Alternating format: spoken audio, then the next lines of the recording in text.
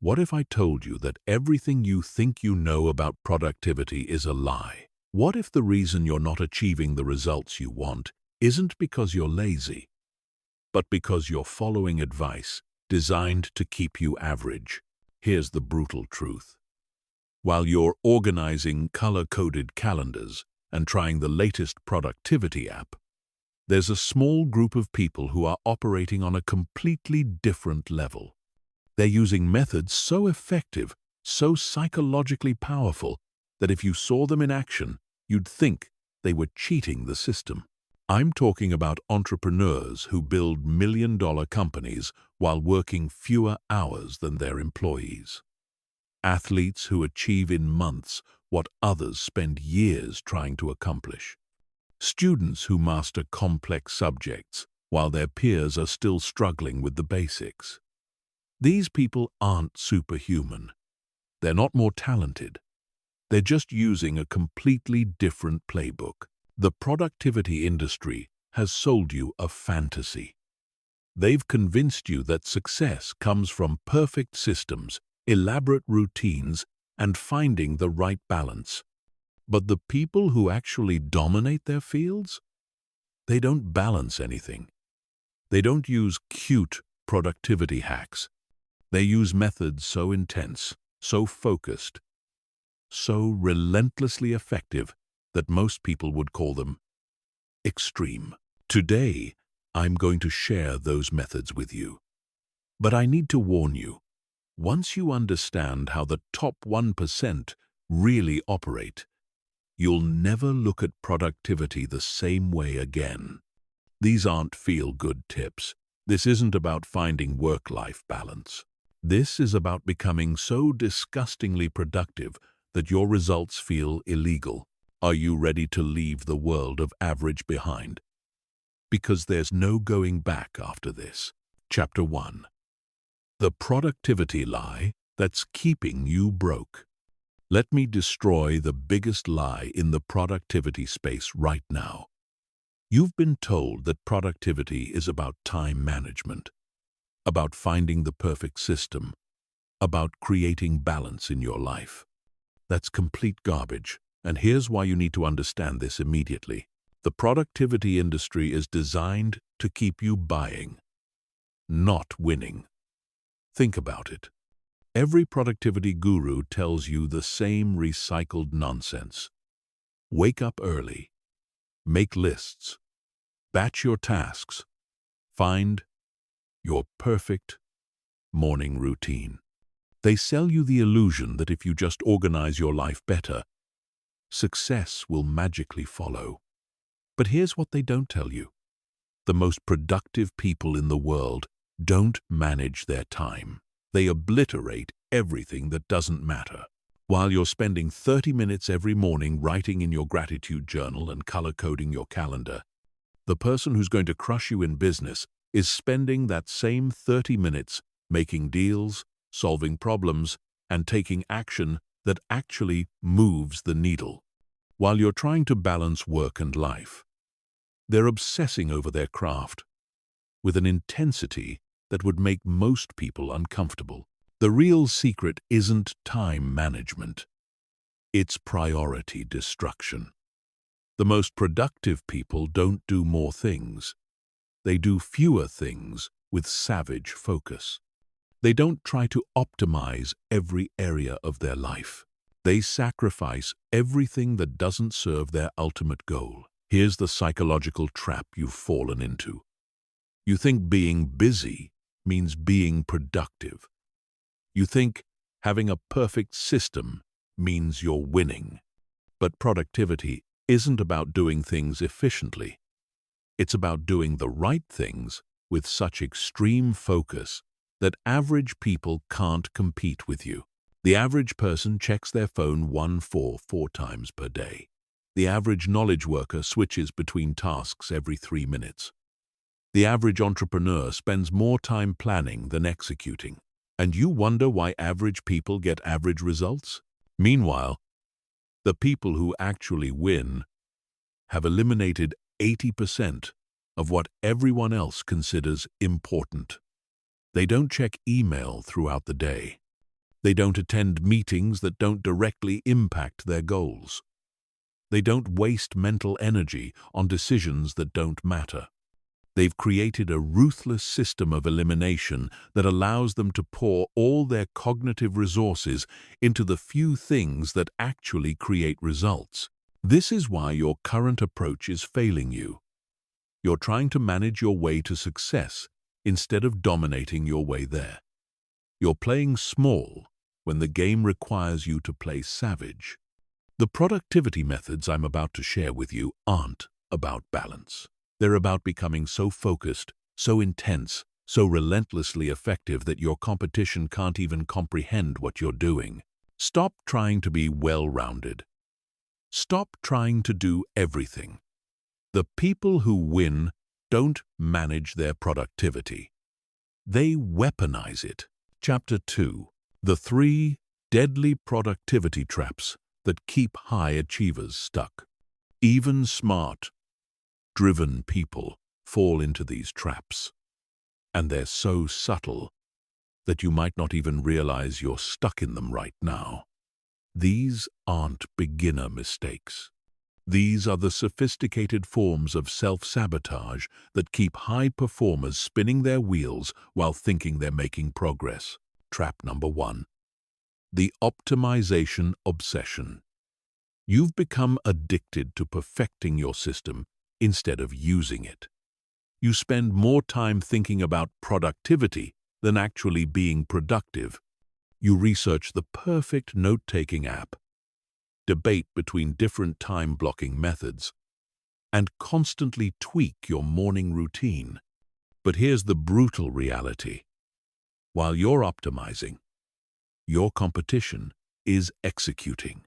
I see this everywhere. Entrepreneurs who spend weeks building the perfect workflow but never actually start their business. Students who create elaborate study systems but barely study. Writers who organize their ideas for months but never write. You've confused the meta work with the real work, and it's killing your progress. The psychology behind this trap is simple. Optimization feels like progress without the risk of failure. It's easier to perfect your system than to use it and potentially fail. But success doesn't come from having the perfect system. It comes from using an imperfect system consistently and aggressively. Trap number 2. The motivation dependency. You only work when you feel like it. And you've convinced yourself this is being authentic to your natural rhythms. This is sophisticated procrastination disguised as self-awareness. You wait for inspiration. You work in bursts when you're motivated. You take breaks when you don't feel like pushing through. Here's what you don't understand. Motivation is a luxury that successful people can't afford to depend on. The people who dominate their fields have divorced their productivity from their feelings. They've built systems that force them to execute regardless of their emotional state. They don't wait to feel motivated. They create motivation through action. The most dangerous part of this trap is that it feels reasonable. It feels human. But while you're honoring your feelings, someone else is building the business you dreamed of, writing the book you planned, or mastering the skill you've been thinking about. Trap number 3. The perfectionist delay. You don't start until everything is perfect, and you don't ship until it meets your impossible standards. This isn't about quality. This is about fear disguised as standards. You research for months before starting. You revise endlessly before sharing. You wait for the perfect moment that never comes. The psychological truth behind perfectionism is that it's a defense mechanism against criticism and failure. By never finishing or starting, you never risk being judged. But here's what perfectionism really costs you. While you're polishing, someone else is launching. While you're preparing, Someone else is learning through real feedback. While you're perfecting, someone else is improving through iteration. The most successful people I know are embarrassed by their early work, but they're grateful they started. They understand that done is better than perfect, and that real-world feedback beats theoretical perfection every time. They'd rather fail fast and adjust than succeed slowly and miss the opportunity. These traps are seductive because they feel like productivity. They feel like you're working on important things. But they're sophisticated forms of resistance that keep you from doing the work that actually matters. The people who break through these traps don't have more willpower or better systems. They have a clearer understanding of what actually creates results, and they're willing to be uncomfortable in service of those results. If you recognize yourself in any of these traps, don't panic. Recognition is the first step toward freedom. But now, you have no excuse. Now it's time to break free and start operating like the top 1%. Chapter 3. The illegal focus framework that eliminates 90% of your distractions. What I'm about to share with you is so psychologically powerful that most people refuse to implement it, because it requires them to admit that 90% of what they do doesn't matter. This framework has been used by Navy SEALs, Olympic athletes, and billionaire entrepreneurs, but it's never been broken down in a way that regular people can apply immediately. It's called the Nuclear Focus Protocol, and it's based on a simple but brutal principle. Your attention is being systematically destroyed by forces designed to profit from your distraction. Every app on your phone, every notification, every meeting, every email is part of a coordinated assault on your cognitive resources. While you're trying to multitask your way to success, the people who actually win have declared war on everything that doesn't serve their ultimate objective. Here's how the protocol works and why it feels illegal when you apply it correctly. Phase 1. The attention audit. For the next 7 days, you're going to track every single thing that interrupts your focus. Every notification, every conversation, every task switch, every mental distraction. Most people think they know where their attention goes, but they're lying to themselves. The average knowledge worker is interrupted every 3 minutes and takes 23 minutes to fully refocus. That means you're never actually focused. You're living in a constant state of cognitive switching that's destroying your capacity for deep work. Write down every interruption. Timestamp it. Note what caused it and how long it took you to refocus. This isn't just data collection. This is warfare intelligence. You're identifying the enemy forces that are stealing your cognitive power and using it against you. Phase 2. The ruthless elimination. This is where most people fail because they try to minimize distractions instead of eliminating them completely. Minimizing is a compromise that guarantees failure. Elimination is the only strategy that works. You're going to remove 90% of the interruptions you identified, and you're going to do it without exceptions or negotiations. Delete every app that isn't essential to your primary objective. Turn off every notification except genuine emergencies. Cancel every meeting that doesn't directly contribute to your goals. Stop checking email except at predetermined times.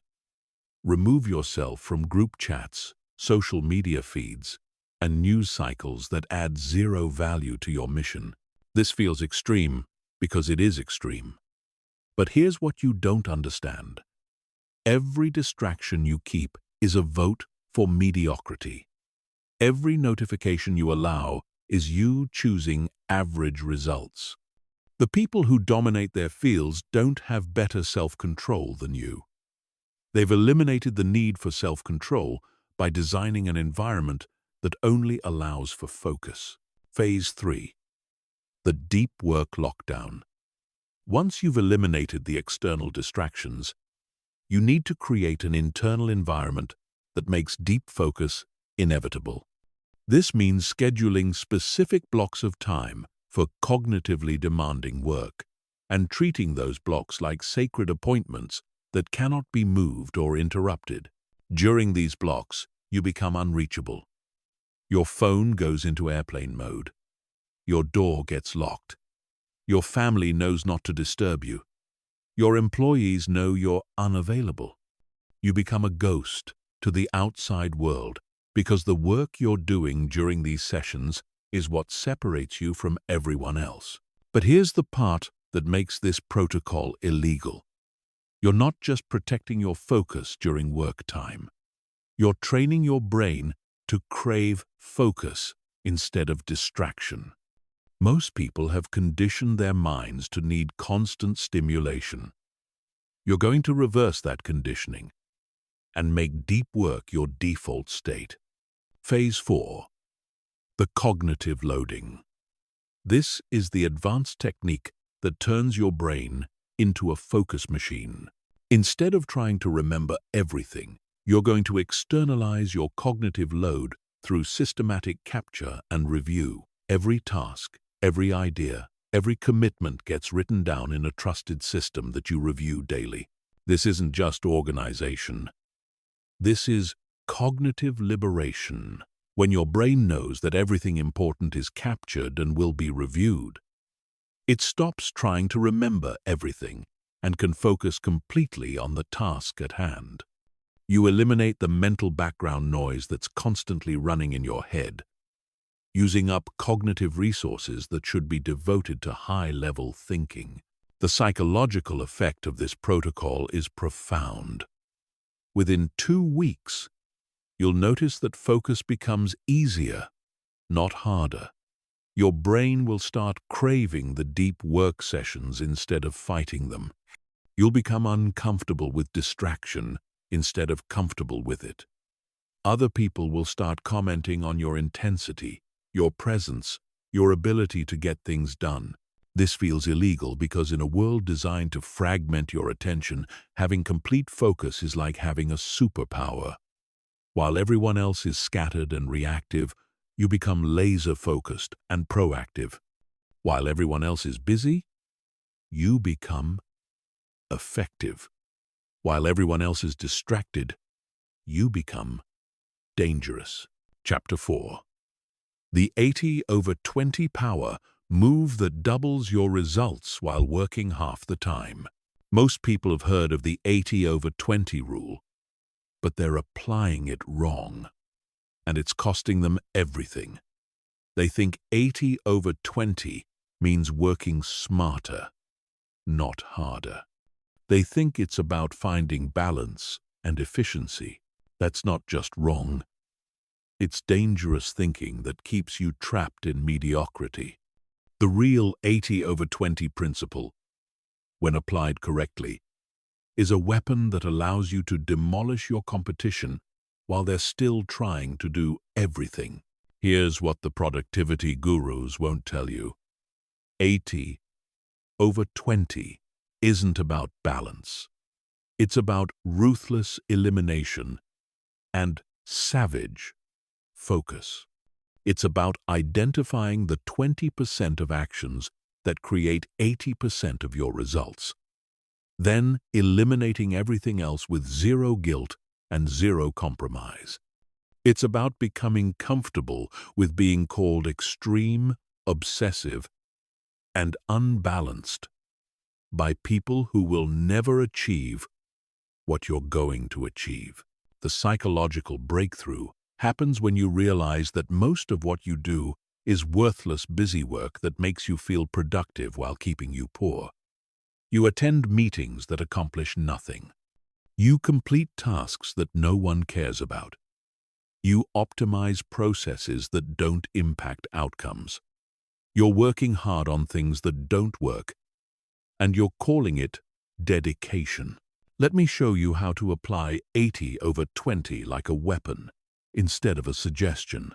Step 1. The brutal value analysis.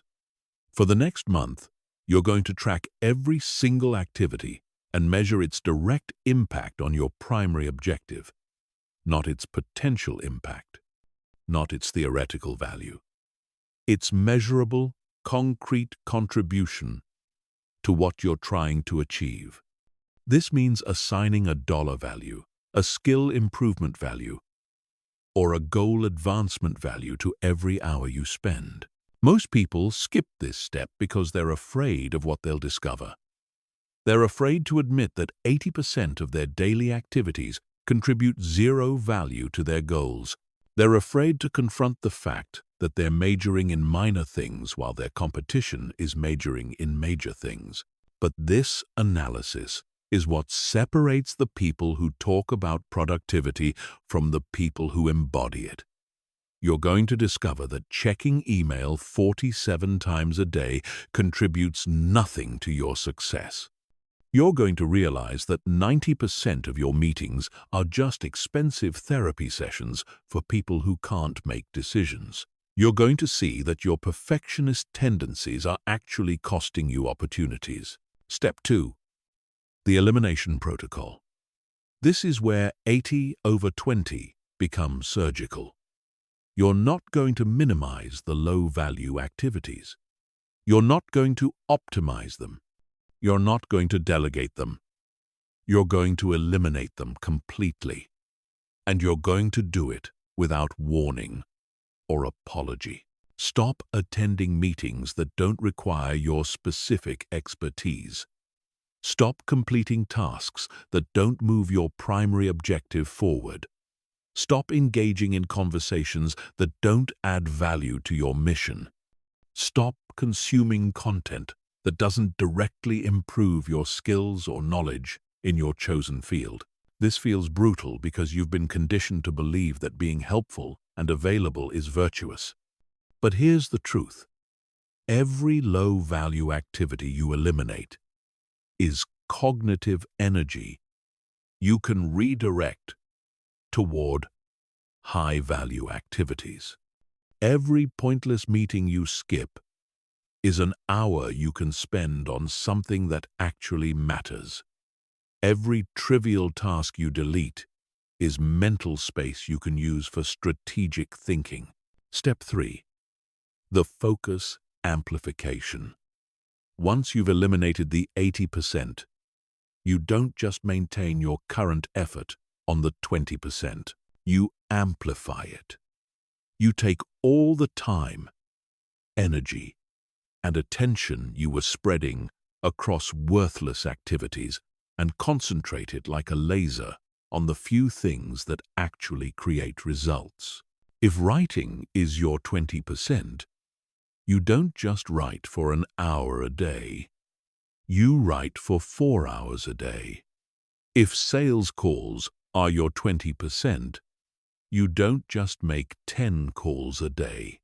You make 40 calls a day. If skill development is your 20%, you don't just practice for 30 minutes. You practice for 2 hours. This is where the magic happens. This is where 80/20 stops being a productivity hack and becomes a competitive advantage. While your competition is spreading their efforts across dozens of activities, you're concentrating your entire capacity on the few things that actually matter. While they're trying to be good at everything, you're becoming exceptional at the things that drive results. Step 4. The compound acceleration. The most powerful part of this protocol is what happens over time. When you consistently focus 80% of your effort on the 20% of activities that matter most, you don't just get better results. You get exponentially better results. Your skills compound. Your relationships deepen. Your reputation grows. Your opportunities multiply.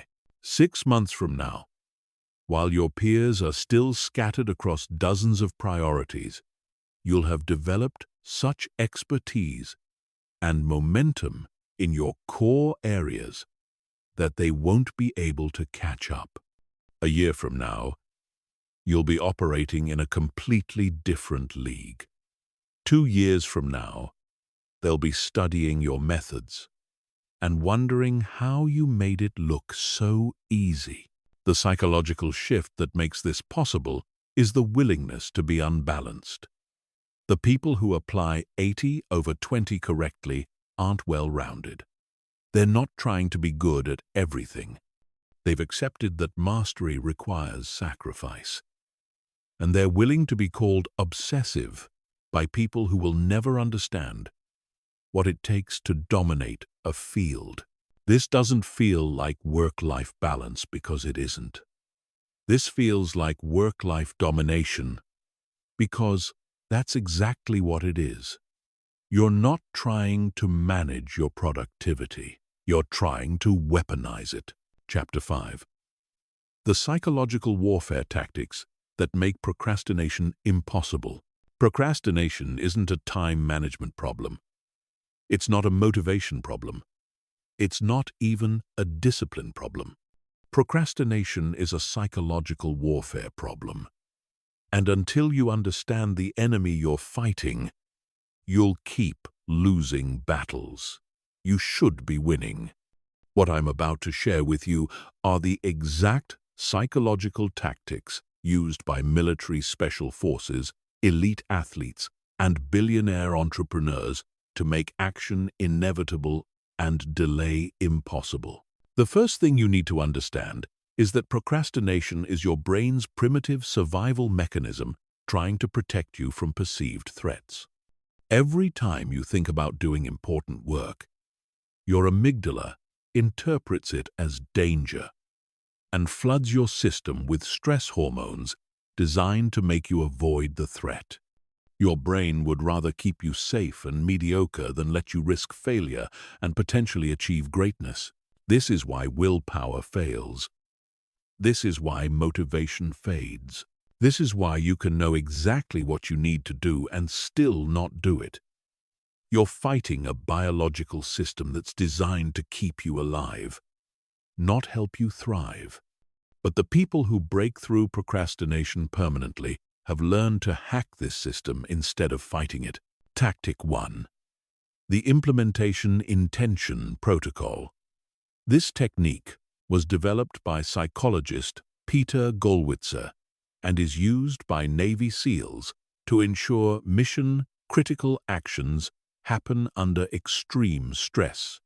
Instead of relying on motivation or remembering to do something, you pre-program your behavior using if-then statements that bypass your conscious decision-making process. Here's how it works. Instead of saying, "I will work on my project tomorrow," you say, "If it's 9 a.m. and I'm in my office, then I will immediately open my laptop and start writing." Instead of saying, "I will exercise this week," you say, "If it's 6 a.m. on Monday, Wednesday, and Friday, then I will immediately put on my workout clothes and go to the gym." The psychological power of this technique is that it removes the decision point where procrastination lives. You're not deciding whether to work when the time comes. You're following a pre-programmed sequence that was decided when your willpower was strong. Your brain treats these implementation intentions like automatic habits instead of effortful decisions. Tactic 2. The Commitment Device Weaponization. A commitment device is any mechanism that makes the cost of not following through higher than the cost of following through. The most successful people don't rely on self-discipline. They engineer situations where discipline becomes irrelevant because the alternative is unacceptable. This means putting money on the line. Real money that you can't afford to lose. This means making public commitments that would embarrass you if you broke them. This means scheduling deadlines with people you respect that you couldn't live with disappointing. This means creating accountability systems that make procrastination more painful than action. The psychology behind this is simple. Your brain is designed to avoid loss more strongly than it seeks gain. When you make the cost of inaction higher than the cost of action, your primitive brain starts working for you instead of against you. Suddenly, the same psychological system that was causing procrastination is now forcing you to take action. Tactic 3. The environmental manipulation strategy. Your environment is programming your behavior every second of every day, and most people are completely unaware of this programming. Every object in your workspace, every app on your phone, every item in your living space is either making productive behavior easier or harder. The people who never procrastinate have engineered their environment to make the right choices automatic and the wrong choices impossible. This means removing every friction point between you and productive action. Your workout clothes are laid out the night before. Your workspace is set up exactly the way you need it. Your phone is in another room during work hours. Your healthy food is prepared and visible. Your creative tools are within arm's reach. But it also means adding friction to destructive behaviors. Your TV remote is hidden in a drawer. Your social media apps require multiple steps to access. Your bed is made so perfectly that lying down would require effort. Your junk food is stored in inconvenient locations. The psychological principle is that humans are cognitive misers who choose the path of least resistance. When you make productive behavior the easiest option and destructive behavior the hardest option, you're using your brain's laziness against its tendency to procrastinate. Tactic 4. The Identity Warfare Protocol. This is the most powerful and most dangerous tactic because it changes who you are at a fundamental level. Instead of trying to do productive things, you become a productive person. Instead of trying to write, you become a writer. Instead of trying to exercise, you become an athlete. Instead of trying to build a business, you become an entrepreneur. The psychological breakthrough happens when you realize that behavior follows identity. People who see themselves as writers write consistently. People who see themselves as athletes exercise consistently. People who see themselves as entrepreneurs take business action consistently. They don't need motivation because their actions align with their identity. But changing your identity requires evidence, and evidence requires action. So you start with small actions that a productive person would take, and you use those actions as proof that you are becoming that person. Every time you follow through on a commitment, you're voting for your new identity. Every time you procrastinate, you're voting for your old identity. The people who break through procrastination permanently don't just change their behavior. They change their story about who they are and what they do. They stop seeing themselves as someone who struggles with procrastination and start seeing themselves as someone who takes immediate action. They stop identifying with their past patterns and start identifying with their future potential. These tactics feel like psychological warfare because that's exactly what they are. You're using advanced psychological principles to hack your own brain and make productive behavior inevitable. You're not fighting procrastination. You're making procrastination impossible. Chapter 6. The energy management system that turns you into a human performance machine. Everyone talks about time management, but the people who actually dominate their fields have moved beyond time to something far more powerful: energy management. Time is finite and equal for everyone. Energy is variable and controllable. And when you learn to manipulate your energy levels like a laboratory scientist, you become capable of performance that other people literally cannot comprehend. Here's what most people don't understand. You don't have one energy level throughout the day. You have multiple energy systems operating simultaneously, and each one can be optimized, depleted, or restored using specific protocols. The average person randomly burns through their energy reserves and wonders why they feel exhausted by 3 p.m. The top 1% treat their energy like a strategic resource and engineer their days to maintain peak performance for 12 to 16 hours straight. This isn't about drinking more coffee or getting better sleep, although those factors matter. This is about understanding the 4 distinct energy systems in your body and brain. Then, designing your schedule, environment, and habits to maximize each system independently. Energy System 1. Cognitive energy. This is your brain's capacity for complex thinking, decision-making, and creative problem-solving. Most people destroy their cognitive energy within the first 2 hours of their day by checking email, scrolling social media, and making dozens of trivial decisions about what to wear, what to eat, and what to do first. The cognitive energy protocol is simple but requires discipline that most people refuse to implement. You protect your cognitive peak hours like your life depends on it, because your career actually does depend on it. The first 3 hours after you wake up are reserved exclusively for your most important cognitive work. No email, no meetings, no phone calls, no decisions that don't directly serve your primary objective. But here's where it gets advanced. You also need to systematically reduce your daily decision load through automation and elimination. Steve Jobs wore the same outfit every day, not because he lacked creativity, but because he understood that every trivial decision depletes the same cognitive resources needed for revolutionary thinking. You're going to automate every possible decision in your life so that 100% of your cognitive energy can be directed toward work that actually matters. Energy System 2. Physical energy. Your body is not just a transportation system for your brain.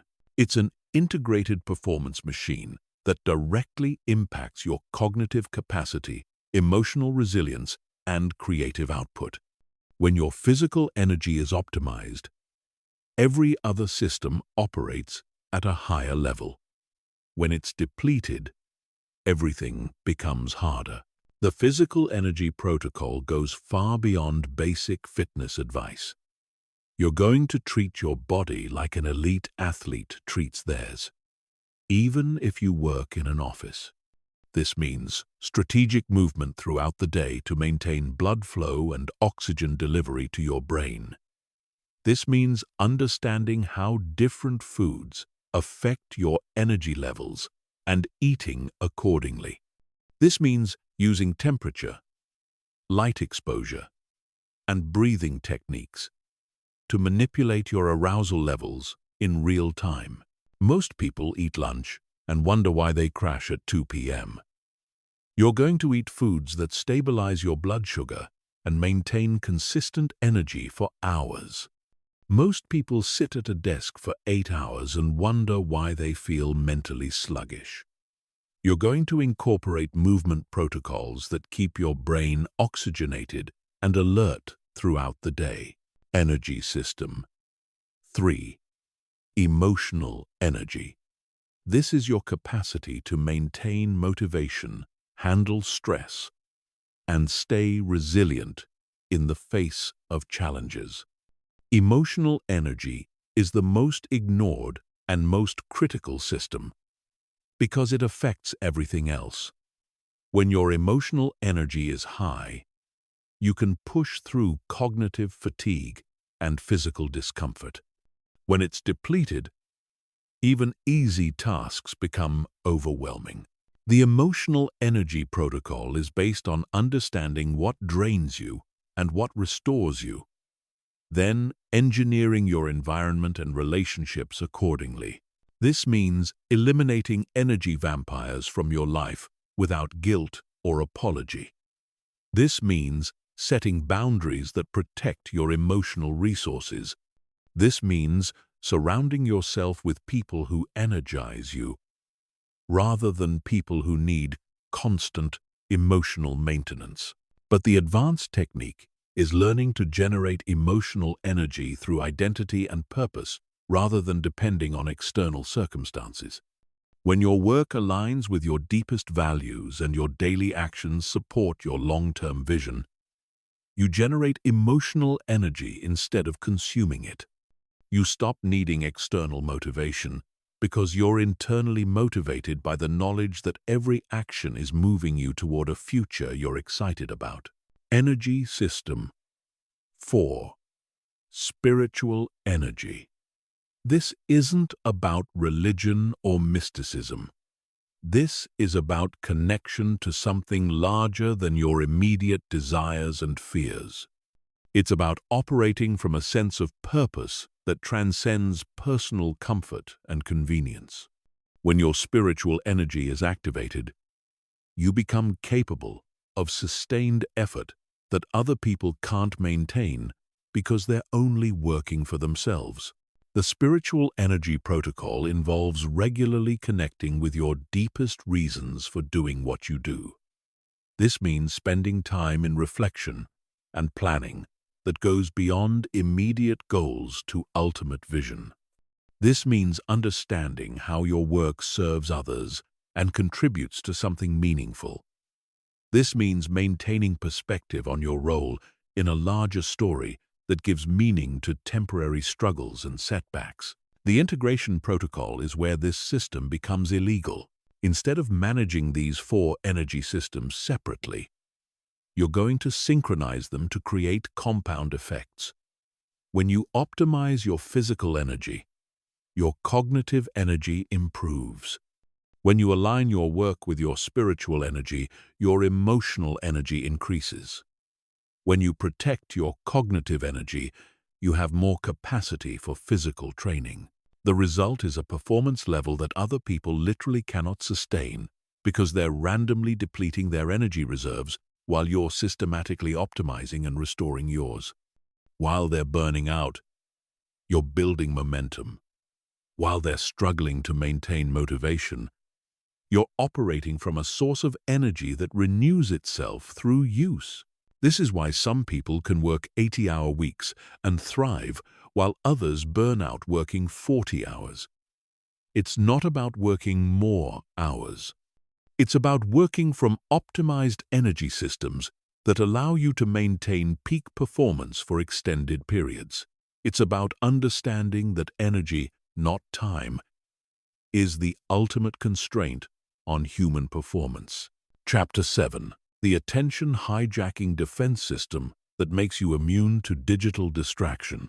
Your attention is under assault every second of every day by forces that have invested billions of dollars in understanding exactly how to capture and monetize your focus.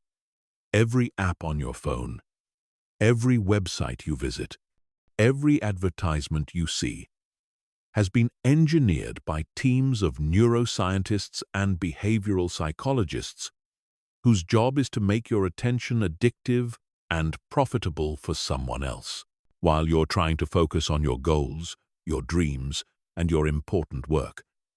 There's an entire industry designed to fragment your attention and keep you scrolling, clicking, and consuming instead of creating, building, and achieving. The average person checks their phone 144 times per day. The average knowledge worker is interrupted every 3 minutes. The average person spends over 7 hours per day looking at screens, most of it completely unconscious and automatic. This isn't an accident. This isn't a lack of willpower. This is the result of sophisticated psychological manipulation that most people don't even realize is happening to them. But the people who achieve extraordinary results have developed an immune system against digital distraction that makes them virtually untouchable by these forces. The first level of defense is understanding the enemy. Every notification, every red badge, every infinite scroll feature has been designed to trigger the same neurochemical responses as gambling and drug addiction. Your brain releases dopamine not when you get the reward, but when you anticipate the reward. This means that the possibility of a new message, like, or update creates a craving that can only be satisfied by checking your device. But here's the insidious part. The satisfaction is temporary, and the craving returns within minutes. You're stuck in a cycle of anticipation and temporary relief that never actually satisfies the underlying need for stimulation.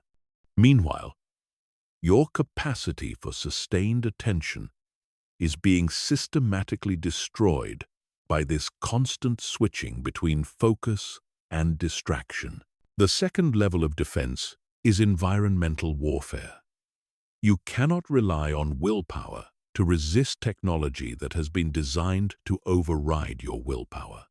You need to engineer your environment so that focused work becomes the path of least resistance, and distraction becomes difficult or impossible. This means your phone goes into a drawer in another room during work hours.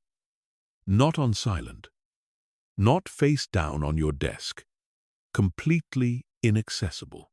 This means deleting every app that isn't essential to your primary objective, not hiding them in folders, not turning off notifications, completely removing them from your device. This means using website blockers that make accessing distracting sites impossible during work hours. Not just difficult, impossible. The psychological principle behind this defense is that humans are cognitive misers who choose the easiest available option. When you make distraction harder to access than focused work, your brain naturally defaults to focus. When you make checking social media require multiple steps while making your important work immediately accessible, you're using your brain's laziness to support your goals instead of sabotage them.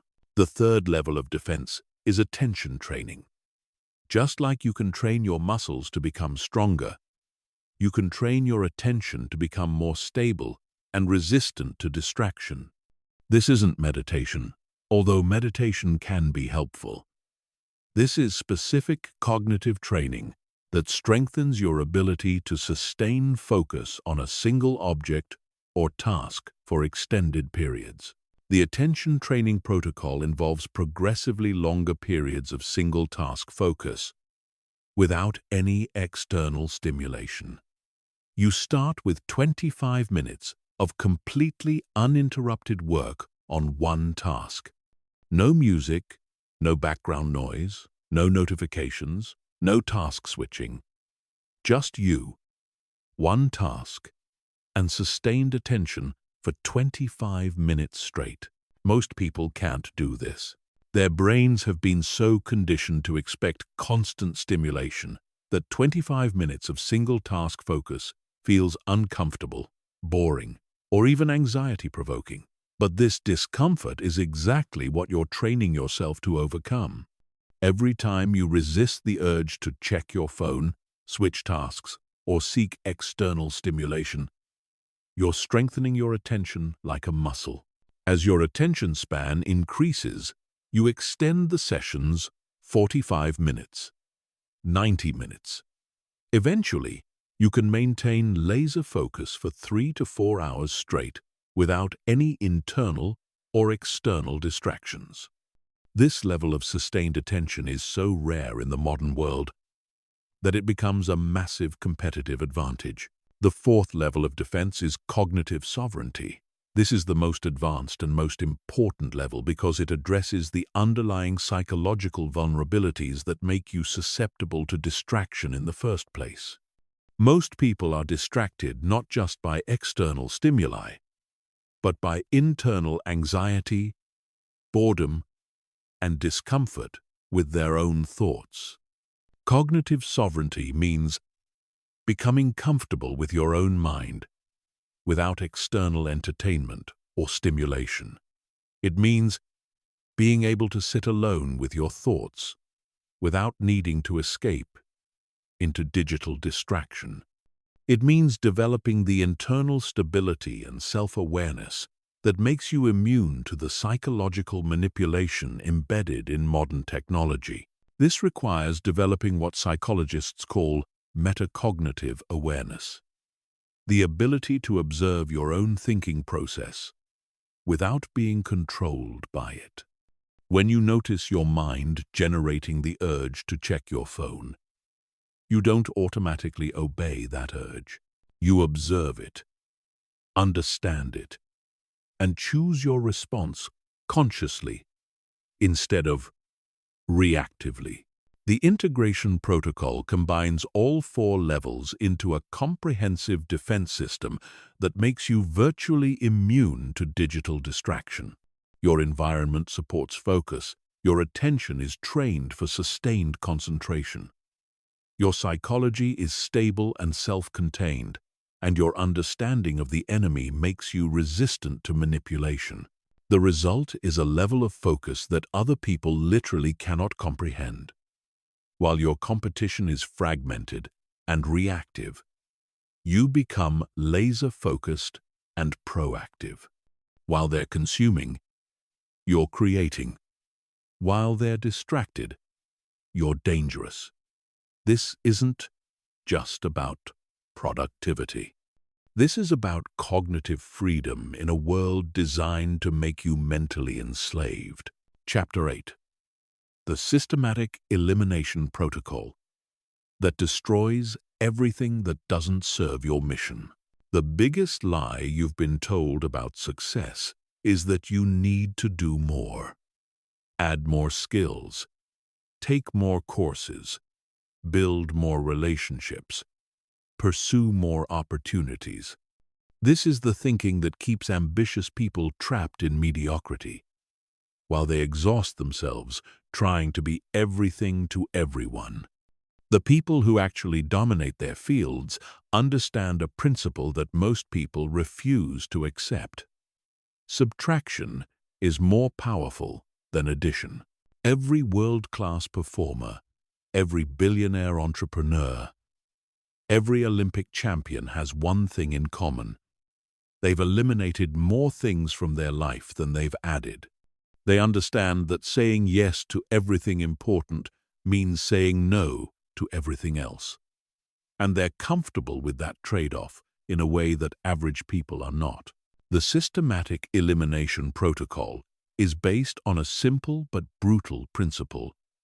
Everything in your life is either accelerating your progress toward your primary objective or it's slowing you down. There is no neutral. There are no harmless distractions. There are no small compromises. Every activity, relationship, commitment, and habit is either making you stronger or making you weaker. Phase 1.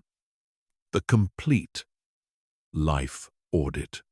For the next 2 weeks, you're going to document every single activity you engage in, every person you interact with, every commitment you honor, and every habit you maintain.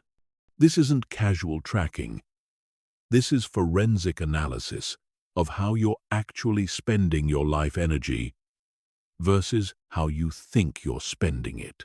Most people live in complete delusion about where their time and energy actually go. They think they're focused when they're scattered.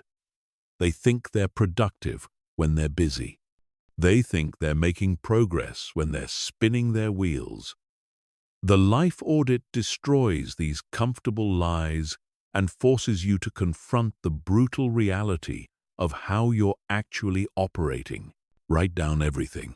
How long you spend getting ready in the morning, how many times you check your phone, how much time you spend in conversations that don't add value, how many hours you waste on activities that feel productive but contribute nothing to your goals, how much mental energy you burn on decisions that don't matter.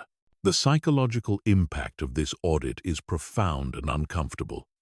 You're going to discover that probably 70% of your daily activities contribute zero value to your primary objective. You're going to realize that you're majoring in minor things while your competition is majoring in major things. You're going to see that your lack of progress isn't due to bad luck or insufficient opportunity. It's due to systematic misallocation of your most precious resources. Phase 2. The ruthless classification. Once you have complete data on how you're actually living, you're going to classify every activity into one of 3 categories: essential, useful, or elimination. Essential activities directly advance your primary objective and cannot be delegated or automated. Useful activities support your objective, but could potentially be optimized or delegated.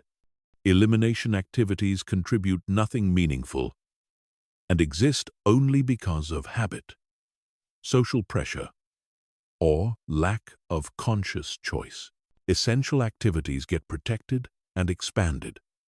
Useful activities get optimized and potentially delegated. Elimination activities get destroyed without negotiation or compromise. This isn't about finding balance or making gradual improvements. This is about surgical removal of everything that doesn't serve your mission. Most people fail at this phase because they try to justify keeping activities that feel important but contribute nothing to their actual goals. They can't eliminate social obligations that drain their energy because they're afraid of disappointing people. They can't stop consuming content that feels educational but doesn't improve their skills. They can't abandon hobbies that feel relaxing but consume time they could be investing in their future. But here's the truth that successful people understand. Every minute you spend on elimination activities is a minute stolen from essential activities. Every yes to something unimportant is a no to something that could change your life. Every compromise you make to avoid uncomfortable conversations is a compromise of your potential. Phase 3. The elimination execution. This is where most people talk themselves out of the protocol because the changes required feel extreme, antisocial, or uncomfortable. But extreme problems require extreme solutions, and mediocrity is an extreme problem that requires extreme measures to solve. You're going to eliminate activities, not optimize them. You're going to end relationships, not improve them. You're going to quit commitments, not reduce them. You're going to delete habits, not modify them. The goal isn't gradual improvement.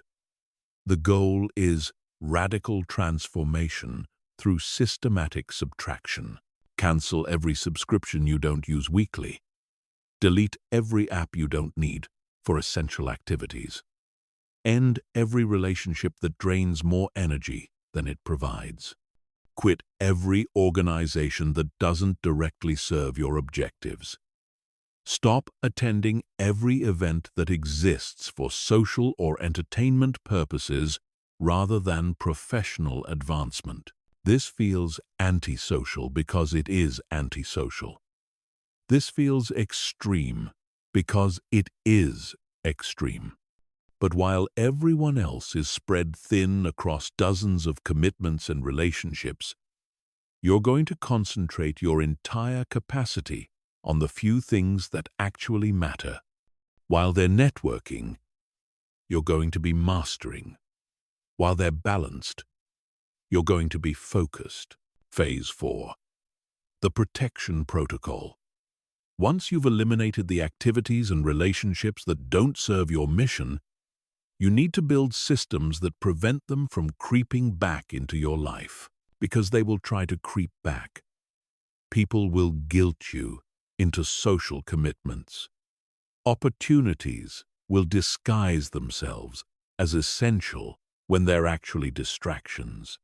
Old habits will attempt to reassert themselves during moments of weakness.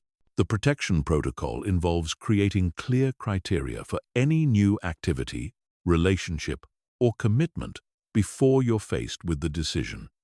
If someone invites you to an event, you don't decide based on how you feel in the moment. You apply your predetermined criteria and make the decision based on whether it serves your mission. If an opportunity presents itself, you don't get seduced by its potential. You evaluate it against your current priorities and eliminate it if it doesn't advance your primary objective. This requires developing what psychologists call cognitive rigidity around your core principles. Most people are cognitively flexible, which means they change their criteria based on circumstances, emotions, and social pressure. But cognitive rigidity around your core principles means your standards don't change regardless of external circumstances. The result of the systematic elimination protocol is a life that looks extreme to other people but feels effortless to you. While everyone else is juggling dozens of priorities and wondering why they're not making progress, you're advancing rapidly in the few areas that actually matter to your future. While they're exhausted from spreading themselves thin, you're energized by the focus and clarity that comes from elimination. This isn't about work-life balance. This is about work-life optimization through strategic subtraction. You're not trying to do everything well. You're trying to do the most important things exceptionally well by eliminating everything else. Chapter 9. The compound productivity system that turns small actions into massive results. Most people think about productivity in terms of daily tasks and immediate results.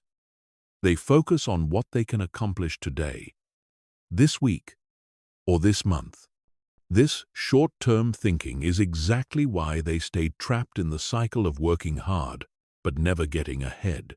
The people who achieve extraordinary results think about productivity in terms of compound systems that create exponential growth over time. Compound productivity isn't about working harder or even working smarter.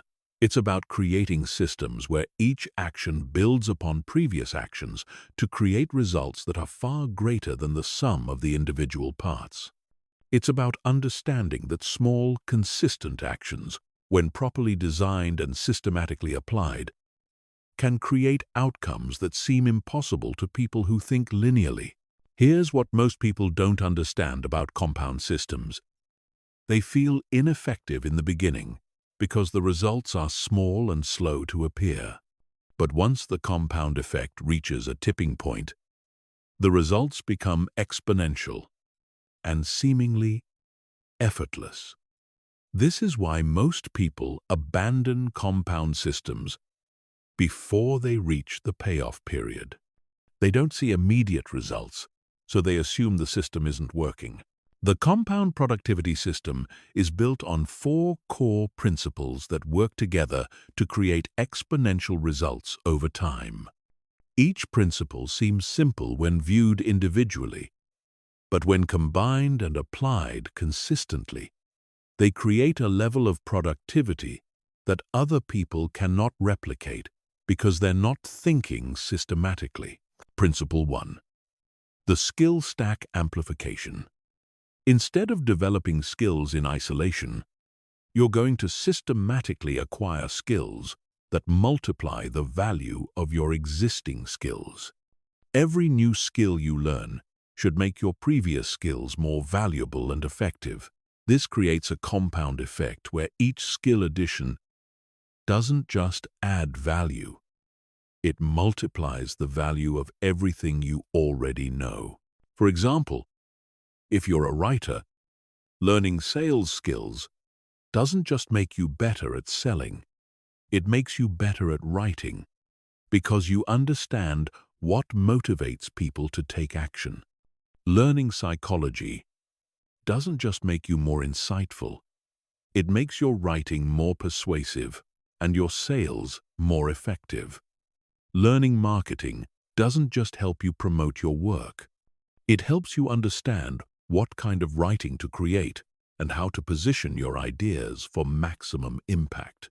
The key is to identify the core skills in your field, then systematically add complementary skills that amplify the effectiveness of your core competencies. This creates a compound effect where your overall capability grows exponentially rather than linearly. Principle 2. The relationship network multiplication. Most people think about networking in terms of meeting new people and adding contacts to their list. But compound networking is about creating relationships that introduce you to other valuable relationships, creating a multiplication effect that expands your network exponentially. Instead of trying to meet everyone, you focus on building deep relationships with highly connected people who can introduce you to dozens of other valuable contacts. Instead of attending random networking events, you systematically cultivate relationships with people who have access to the opportunities, knowledge, and resources you need to achieve your objectives. The compound effect happens when your network starts working for you automatically. When people in your network start introducing you to opportunities without you asking. When your reputation precedes you into new situations because people you've never met have heard about you from people you have met. When your network becomes a force multiplier that creates opportunities faster than you can pursue them. Principle 3. The knowledge synthesis acceleration. Most people consume information randomly and retain very little of what they learn. They read books, attend seminars, and watch videos, but they don't systematically integrate new knowledge with existing knowledge to create unique insights and competitive advantages. Compound learning involves creating a personal knowledge management system that captures, organizes, and synthesizes information to create new understanding that's greater than the sum of its parts. Every book you read should connect to previous books in ways that create new insights. Every conversation should add to your understanding of patterns and principles that apply across multiple domains. The compound effect happens when your accumulated knowledge starts generating original insights that other people haven't discovered because they're not systematically connecting information across disciplines. You start seeing opportunities and solutions that are invisible to people who think in silos. Principle 4. The momentum acceleration protocol. Most people start and stop projects randomly, which means they never build the momentum necessary to achieve extraordinary results. They work intensely for a few days or weeks, then take breaks that destroy all the momentum they've built. They treat productivity as a series of individual efforts rather than a compound system that builds momentum over time. Compound momentum involves designing your work schedule and project management to maintain and accelerate progress continuously. This means working on your most important projects every single day, even if only for a short period. This means completing projects before starting new ones so that the satisfaction and confidence from completion fuels motivation for the next project. The compound effect happens when your momentum becomes self-sustaining, when the results from previous efforts create the energy and confidence to tackle bigger challenges, when your track record of completion makes it easier to start new projects because you believe in your ability to finish them. The integration protocol combines all 4 principles into a systematic approach that creates compound effects across every area of your productivity. Your skills multiply the value of each other. Your relationships create exponential networking effects. Your knowledge synthesis generates unique insights. Your momentum builds continuously rather than starting and stopping. The result is a productivity level that appears effortless to outside observers, but is actually the result of systematic compound effects that have been building for months or years. While other people are working hard for linear results, you're creating systems that produce exponential results. While they're focused on immediate gratification, you're building compound systems that create long-term dominance. This is why some people seem to achieve in months what others struggle to achieve in years. It's not because they're working harder or have more talent. It's because they understand compound systems and they're willing to invest in results that won't be visible until the compound effect reaches the tipping point. Chapter 10. The emotional optimization engine that turns your feelings into fuel instead of friction. Everyone talks about managing emotions like they're something to be controlled, suppressed, or overcome. This is completely backwards, thinking that costs you massive amounts of energy and keeps you operating at a fraction of your potential. The people who achieve extraordinary results don't manage their emotions. They optimize them. They turn their feelings into rocket fuel for productivity instead of friction that slows them down. Here's what most people don't understand. Emotions are information and energy, not problems to be solved. Every feeling you experience is your nervous system's way of communicating valuable data about your environment, your progress, and your needs. When you learn to decode this information and harness this energy, your emotions become the most powerful productivity tool you have access to. The emotional optimization engine is based on the principle that every emotion, when properly understood and channeled, can be transformed into productive action. Anger becomes focus. Fear becomes preparation. Frustration becomes innovation. Sadness becomes depth. Excitement becomes momentum. Instead of fighting your emotions or trying to maintain artificial positivity, you're going to learn to optimize each emotional state for maximum productive output. Emotional state 1. Anger optimization. Most people try to suppress anger or express it destructively, which wastes the enormous energy contained in this emotion. But anger is actually one of the most powerful productive emotions when properly channeled. Anger contains the energy of injustice, the drive to change something that's wrong, and the motivation to break through obstacles that are blocking your progress. The anger optimization protocol involves recognizing anger as soon as it arises, then immediately channeling that energy into productive action that addresses the underlying issue. If you're angry about your current situation, use that energy to work harder on changing it. If you're angry about injustice, use that energy to create solutions. If you're angry about obstacles, use that energy to break through them with increased intensity. The key is to act immediately while the energy is available, rather than letting anger turn into resentment or destructive behavior. Anger is rocket fuel for change, but it has a short half-life. You need to capture and direct that energy within minutes of feeling it, or it transforms into something less useful. Emotional state 2.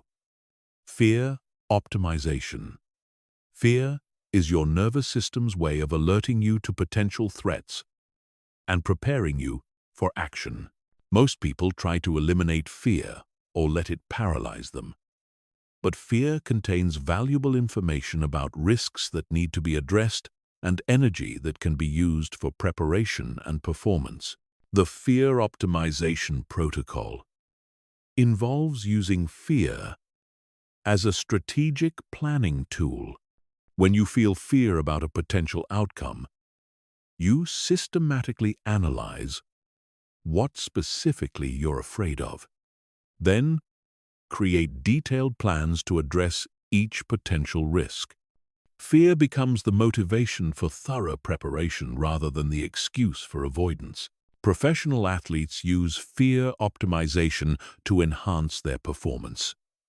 The fear of losing motivates them to train harder, prepare more thoroughly, and perform with greater intensity. The fear of failure becomes the energy for success rather than the reason for not trying. Emotional state 3. Frustration optimization. Frustration arises when your current methods aren't producing the results you want. Most people let frustration lead to giving up or continuing ineffective approaches out of stubbornness. But frustration is actually your brain's signal that it's time to innovate, experiment, and find better methods. The frustration optimization protocol involves treating frustration as a research and development signal. When you feel frustrated with your progress, that's the cue to step back, analyze what's not working, and systematically experiment with new approaches.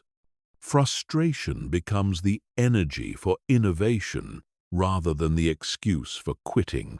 The most successful entrepreneurs use frustration optimization to drive breakthrough innovations. When they're frustrated with existing solutions, they create better ones. When they're frustrated with industry limitations, they create new industries. Frustration becomes the fuel for revolutionary thinking. Emotional state 4. Sadness optimization. Sadness often arises from loss, disappointment, or the gap between where you are and where you want to be. Most people try to avoid sadness or escape from it through distraction. But sadness contains the energy of depth, reflection, and authentic connection to what really matters. The sadness optimization protocol involves using sadness as a reconnection tool. When you feel sad, you use that emotional state to reconnect with your deepest values, your most important relationships, and your authentic motivations. Sadness becomes the energy for meaningful work rather than the reason for withdrawal. Artists and creators often produce their most powerful work during periods of sadness because they're accessing emotional depth and authenticity that's not available during surface-level emotional states. Sadness becomes the source of meaning rather than the obstacle to action. Emotional state 5. Excitement optimization. Excitement is one of the most powerful, productive emotions, but most people waste it on temporary pleasures rather than channeling it into long-term progress. Excitement contains the energy of possibility, motivation, and forward momentum that can be harnessed for massive action. The excitement optimization protocol involves capturing excitement immediately and directing it toward your most important objectives. When you feel excited about an opportunity, an idea, or a possibility, you take immediate action to capitalize on that energy rather than letting it dissipate through planning, discussion, or delay. The key is to use excitement as action fuel rather than planning fuel. Excitement motivates action, not analysis. When you feel excited, you start immediately, even if your initial efforts are imperfect. You use the energy to build momentum rather than create perfect plans. The integration protocol combines all 5 emotional optimization strategies into a comprehensive system that turns every feeling into productive fuel. Instead of managing emotions, you're optimizing them. Instead of controlling feelings, you're channeling them. Instead of suppressing emotional energy, you're harnessing it for maximum productivity. The result is an emotional system that works for you, rather than against you. Your emotions become allies in your productivity rather than obstacles to overcome. Your feelings become information and energy rather than distractions and problems. You stop fighting yourself and start working with your complete emotional system to achieve results that seem impossible to people who are constantly battling their own feelings. Chapter 11. The implementation warfare system that guarantees you execute even when you don't feel like it. The difference between people who achieve extraordinary results and people who stay stuck in mediocrity isn't knowledge, talent, or opportunity. It's the ability to execute consistently regardless of emotional state, external circumstances, or internal resistance. Everyone knows what they should do. Very few people actually do what they know consistently enough to create the results they want.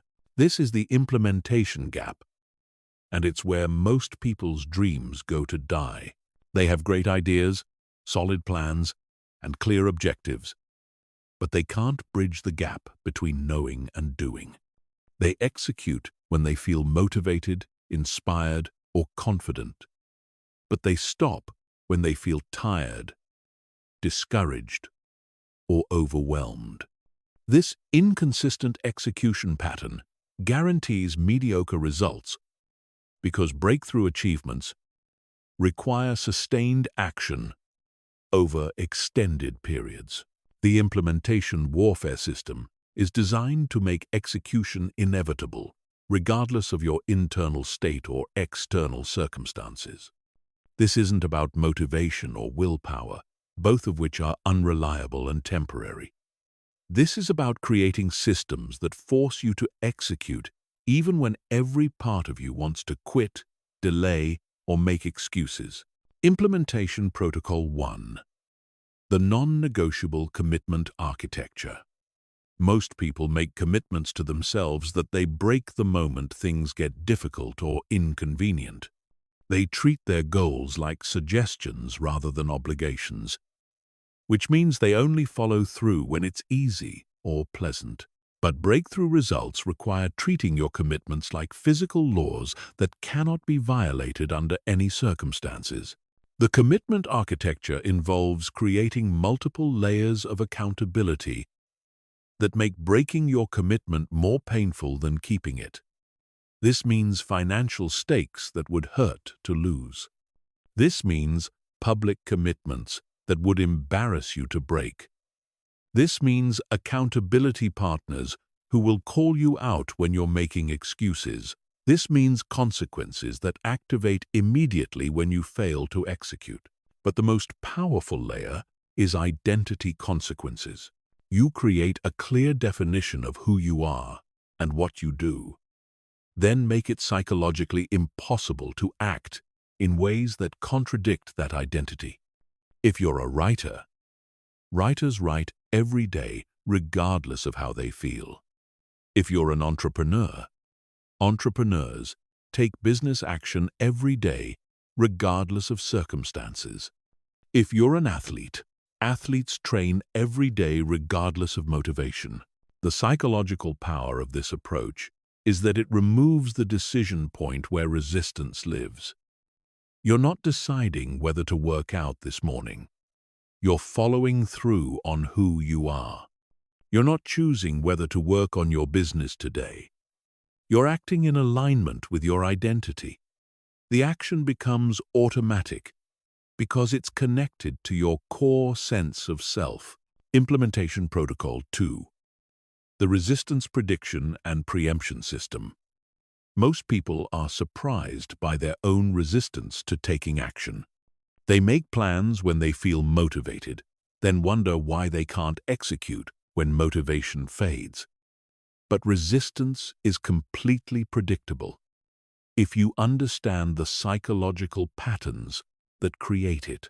The resistance prediction system involves identifying every possible form of resistance that could prevent you from executing, then creating specific preemptive strategies to neutralize each form before it arises. This means knowing exactly when you're most likely to make excuses and preparing responses in advance. This means understanding which emotions trigger avoidance behavior and developing protocols to work through them. This means anticipating external obstacles and creating contingency plans. For example, if you know you tend to skip workouts when you feel tired, you create an implementation rule that says, fatigue is not a valid reason to skip training unless you have a fever. If you know you tend to procrastinate on difficult projects when you feel overwhelmed, you create a protocol that breaks overwhelming tasks into specific 15-minute actions that feel manageable. The key is to create these protocols when you're feeling strong and motivated, so they're available when you're feeling weak and resistant. You're using your peak psychological state to protect yourself from your lowest psychological state. Implementation Protocol 3. The Micro-Commitment Escalation Strategy. One of the biggest mistakes people make when trying to implement new behaviors is starting with commitments that are too large and ambitious.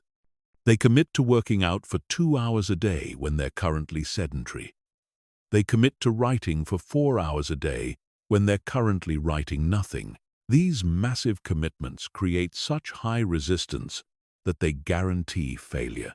The micro-commitment escalation strategy starts with commitments so small that resistance is impossible, then gradually increases the intensity as the behavior becomes automatic.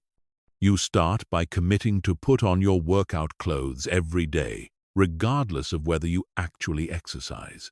You commit to opening your laptop and creating a new document every day, regardless of whether you actually write. You commit to reading 1 page of an important book every day, regardless of whether you continue reading. The psychological principle behind this strategy is that starting is the hardest part of any behavior. Once you've started, continuation becomes much easier because you've already overcome the initial resistance. By making the start requirement so small that you can't rationalize avoiding it, you eliminate the primary obstacle to execution. But here's where it becomes powerful. Once you've started the micro-commitment, you often continue beyond the minimum requirement because you're already in motion.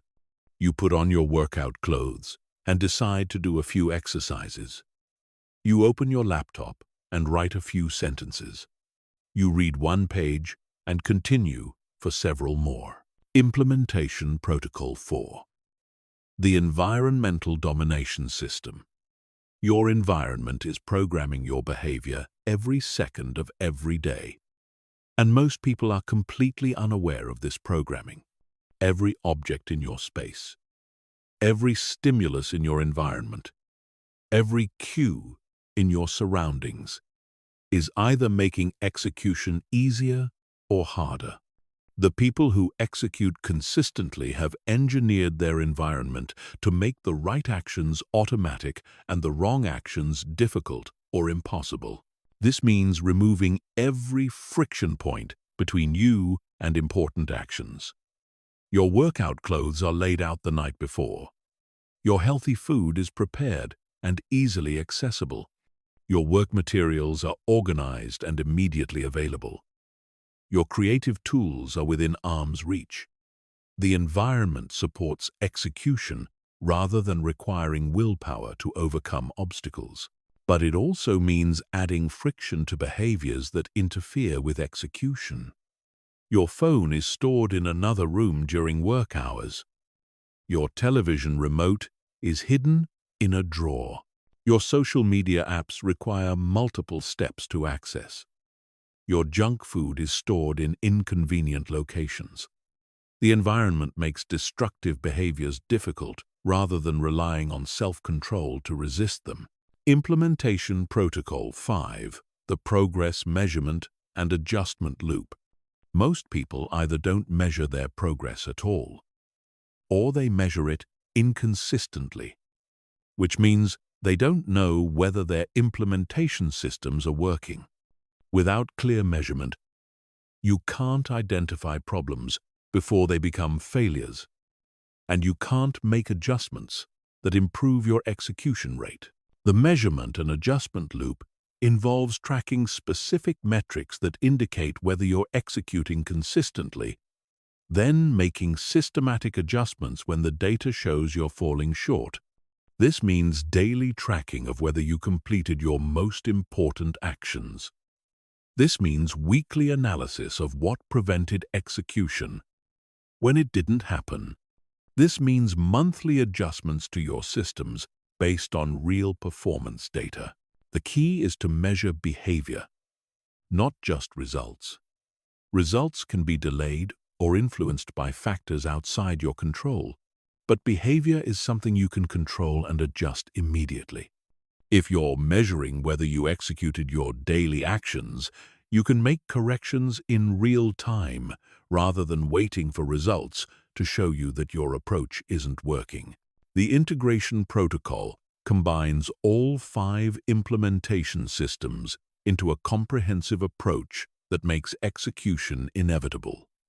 Your commitments are structured to make breaking them more painful than keeping them.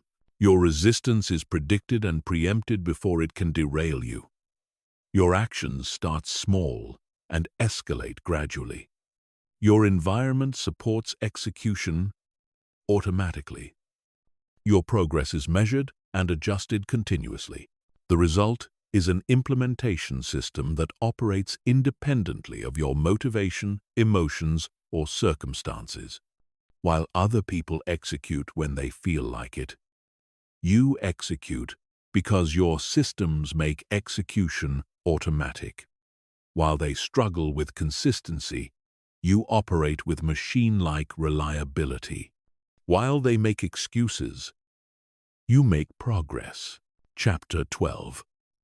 The extreme productivity methods that separate the obsessed from the average. Everything you've learned so far will put you ahead of 90% of people. But if you want to operate in the top 1%, if you want to achieve results that seem impossible to average people, you need to understand the extreme methods that most people are psychologically unwilling to implement. These aren't productivity tips. These are lifestyle choices that require you to think differently about sacrifice, balance, and what it means to be successful. The people who achieve extraordinary results don't just work differently. They live differently. They make choices that other people call extreme, obsessive, or unbalanced. And they're completely comfortable with those labels because they understand that extraordinary results require extraordinary methods. If you want average results, use average methods.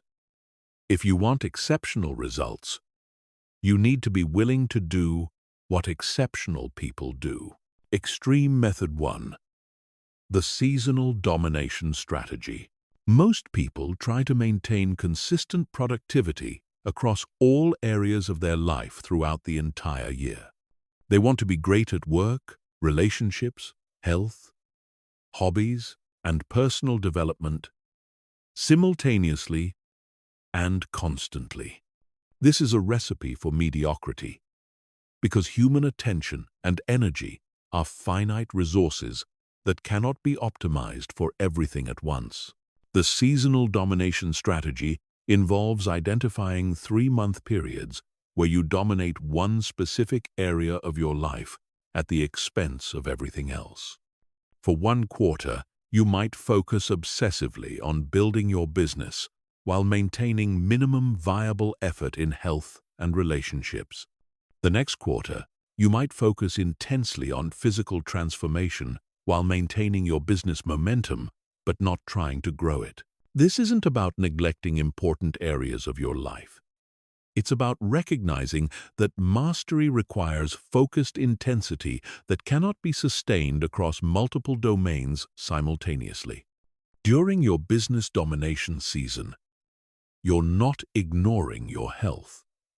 You're maintaining basic fitness while directing your growth energy toward business. During your health domination season, you're not abandoning your business. You're maintaining operations while directing your improvement energy toward physical transformation. The psychological power of this approach is that it eliminates the internal conflict that comes from trying to optimize everything simultaneously. Instead of feeling guilty that you're not giving 100% to every area of your life, you're intentionally directing 100% of your growth energy toward one area while maintaining the others. This focused intensity creates breakthrough results that would be impossible if you were spreading your effort across multiple priorities. Extreme Method 2. The Information Elimination Protocol. The average person consumes over 34 gigabytes of information per day across multiple devices and platforms. They read news, watch videos, listen to podcasts, scroll social media, and browse websites constantly throughout the day. They've convinced themselves that staying informed is important, but they're actually destroying their capacity for deep thinking and original insight. The Information Elimination Protocol involves cutting 95% of your information consumption and becoming incredibly selective about what you allow into your mind. This means no news unless it directly impacts your industry or objectives. No social media unless it's essential for your business. No podcasts unless they contain specific knowledge you need for current projects. No books unless they're directly relevant to skills you're developing or problems you're solving. This feels extreme because you're surrounded by people who are constantly consuming information and you'll feel like you're missing out. But here's what you gain: mental clarity, deep thinking capacity, original insights, and the ability to focus on implementation rather than consumption. While everyone else is filling their minds with other people's thoughts, you're creating space for your own thinking. The most successful people I know consume very little information, but implement everything they consume. They read fewer books, but apply every principle. They attend fewer conferences, but implement every insight. They follow fewer experts, but master every technique they learn. Quality of implementation beats quantity of consumption every time. Extreme Method 3. The Social Circle Optimization Surgery. Your social circle is either accelerating your progress or slowing it down. Every person you spend time with is either inspiring you to level up or enabling you to stay comfortable with mediocrity. Most people are afraid to optimize their social relationships because they don't want to hurt feelings or appear judgmental, but this fear of social optimization is what keeps them surrounded by people who don't support their growth. The social circle optimization surgery involves systematically removing people from your life who drain energy, discourage ambition, or normalize mediocrity, while systematically adding people who inspire excellence, challenge complacency, and model the success you want to achieve. This isn't about being mean or superior. This is about recognizing that you become the average of the people you spend the most time with. This means ending friendships with people who consistently complain, make excuses, or discourage your ambitions. This means limiting time with family members who don't support your goals or try to keep you comfortable with underachievement. This means joining communities, organizations, and groups where high performance is normal rather than exceptional. The psychological impact of this optimization is profound. When you're surrounded by people who expect excellence, excellence becomes your new normal. When you're around people who are constantly growing and achieving, growth and achievement become automatic. When your social environment supports your highest aspirations, You don't need motivation to pursue them, because pursuing them becomes the natural thing to do. Extreme Method 4. The Monk Mode Productivity Protocol. This is the most extreme method, and the one that creates the most dramatic results. Monk mode involves temporarily removing yourself from social activities, entertainment, and non-essential commitments to focus completely on a specific objective for an extended period. This isn't a weekend retreat or a week-long focus session. This is 30 to 90 days of complete dedication to a single outcome. During monk mode, you eliminate everything that doesn't directly contribute to your objective. No social events, no entertainment, no hobbies, no casual relationships. Your entire life becomes organized around one goal, and everything else gets postponed until you achieve it. This might mean working 12 hours a day on your business. This might mean training 6 hours a day for an athletic goal. This might mean studying 10 hours a day for a certification or skill. This feels insane to average people because it violates everything they believe about balance and moderation. But the people who have used monk mode to achieve breakthrough results understand that some goals require complete obsession for a limited period rather than moderate effort over an extended period. The key to monk mode is making it temporary and specific. You're not abandoning balance forever. You're temporarily sacrificing balance to achieve a specific outcome that would be impossible with a balanced approach. Once you achieve the objective, you can return to a more sustainable lifestyle, but you'll return at a higher level because of the intensive focus period. Extreme Method 5. The Pain Tolerance Escalation System. Average people avoid discomfort, difficulty, and pain whenever possible. They choose easy tasks over hard tasks, comfortable situations over challenging situations, and familiar patterns over uncertain outcomes. This comfort-seeking behavior keeps them trapped in their current situation because growth requires moving through discomfort rather than around it. The pain tolerance escalation system involves systematically increasing your capacity to work through discomfort, difficulty, and resistance. This means choosing harder tasks when easier options are available. This means continuing to work when you feel tired, frustrated, or overwhelmed. This means pursuing opportunities that feel scary rather than safe. But this isn't about suffering for its own sake.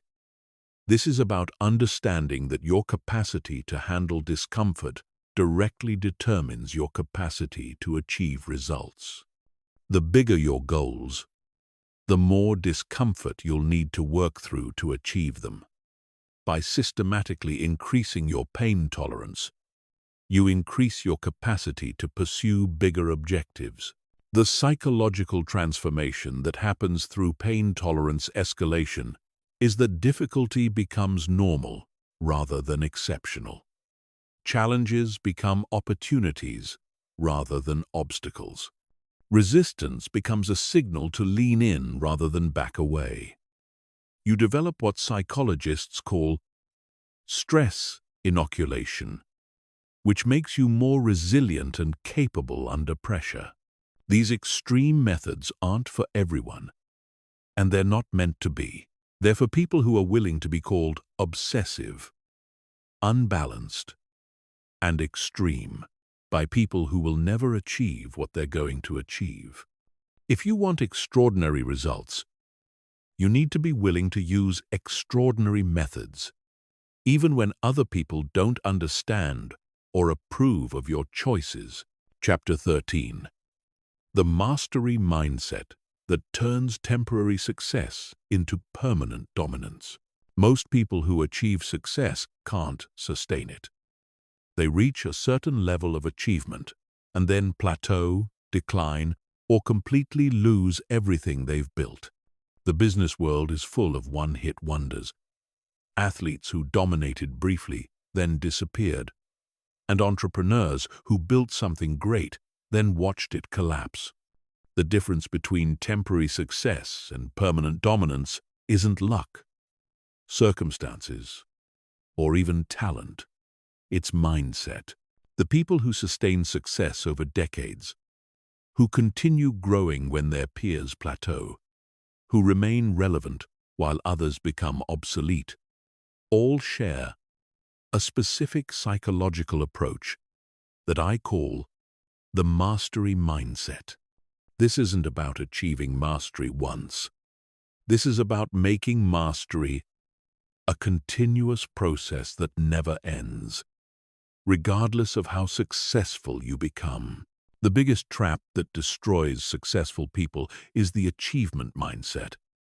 They work intensely to reach a goal, achieve it, then shift into maintenance mode. They stop learning, stop growing, stop pushing themselves, and start defending what they've already built. This shift from growth to protection is the beginning of the end, because in a rapidly changing world, not growing means you're falling behind. Mastery Principle 1. The beginner's mind retention system. The moment you start thinking of yourself as an expert, you stop learning at the rate required to stay ahead. Expertise creates cognitive blind spots that prevent you from seeing new possibilities, better methods, and emerging opportunities. The mastery mindset involves maintaining beginner's mind regardless of how much you know or how successful you become. This means approaching every situation with curiosity rather than certainty. This means asking questions even when you think you know the answers. This means being willing to be wrong, to look foolish, to admit ignorance in areas where you're supposed to be expert. This means treating every interaction as an opportunity to learn something new rather than an opportunity to demonstrate what you already know. The psychological challenge of beginner's mind is that it requires giving up the ego satisfaction that comes from being recognized as an expert. Most people work hard to become knowledgeable specifically so they can enjoy the status and recognition that comes with expertise. But mastery requires sacrificing the ego rewards of expertise in exchange for the growth benefits of continuous learning. The people who sustain success over decades are constantly studying their field as if they're beginners, even when they're recognized as world-class experts. They read basic books, attend introductory seminars, and ask fundamental questions because they understand that mastery is a process, not a destination. Mastery Principle 2. The Failure Integration Protocol. Average people try to avoid failure and are devastated when it happens. Successful people accept failure as inevitable, but try to minimize it. Mastery-minded people actively seek failure because they understand that failure contains information and growth opportunities that success doesn't provide. The Failure Integration Protocol involves systematically pursuing challenges that have a high probability of failure because that's where the most learning happens. This means taking on projects that are beyond your current skill level. This means experimenting with methods that might not work. This means risking short-term failure in exchange for long-term growth. But the key is learning to fail intelligently. This means failing fast and cheap rather than slow and expensive. This means extracting maximum learning from every failure. This means using failure as data to improve your methods rather than evidence that you should quit. This means maintaining psychological resilience so that failure motivates rather than devastates. The mastery mindset treats failure as expensive education rather than devastating setback. Every failure teaches you something about what doesn't work, which gets you closer to discovering what does work. Every failure builds psychological resilience that allows you to take bigger risks in the future. Every failure provides stories and insights that help you help others avoid similar mistakes. Mastery Principle 3. The Compound Learning Acceleration System. Most people learn linearly. They acquire new skills one at a time, in isolation from their existing knowledge. But mastery-minded people learn exponentially by creating connections between different domains of knowledge that multiply the value of everything they learn. The compound learning system involves systematically connecting new knowledge to existing knowledge to create insights that are greater than the sum of the parts. This means reading books from multiple disciplines and identifying patterns that apply across all of them. This means having conversations with experts from different fields and finding universal principles. This means applying techniques from one domain to solve problems in completely different domains. The psychological shift required for compound learning is moving from specialist thinking to synthesis thinking. Instead of trying to become the best in one narrow area, you're trying to become the best at connecting insights across multiple areas. Instead of going deeper in one direction, you're going broader to create unique combinations of knowledge. This is why some people can enter a new field and quickly reach expert level while others spend decades trying to master one area. The mastery-minded people are leveraging knowledge and skills from other domains to accelerate their learning in the new area. They're not starting from zero. They're starting from the accumulated wisdom of everything they've learned before. Mastery Principle 4. The Teaching Integration Imperative. Most people think of teaching as something you do after you've mastered a subject. But the mastery mindset involves teaching throughout the learning process because teaching accelerates learning in ways that studying alone cannot achieve. When you teach something, you're forced to organize your knowledge in ways that make it understandable to others. This process of organization reveals gaps in your understanding that weren't visible when you were just consuming information.